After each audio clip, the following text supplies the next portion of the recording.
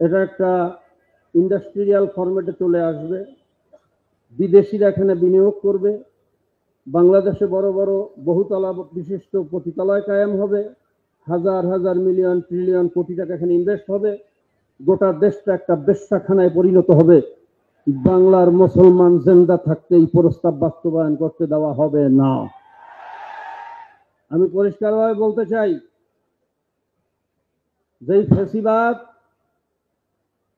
দানবীয় কন্যা লেডি ফেরাউনের আমলে যেই প্রস্তাব দিতে সাহস পায় নাই, বর্তমানে এই শহীদের রক্তের বিনিময়ে যে অন্তর্বর্তীকালীন সরকার আছে তার আমলে এই প্রস্তাব দিতে সাহস কিভাবে পেয়েছে আমরা এটা জানতে চাই।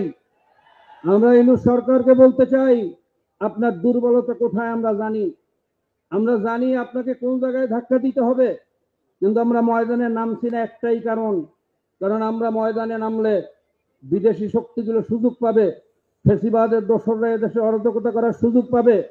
এই জন্য আমরা এখনো ময়দানে নামি নাই।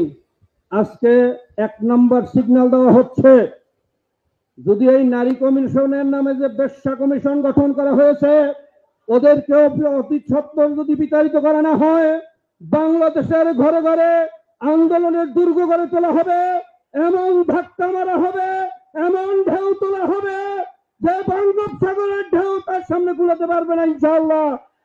অতি সত্বর এই কমিশনকে বিলুপ্ত ঘোষণার আহ্বান রেখে আলোচনা শেষ করছি। আসসালামু আলাইকুম।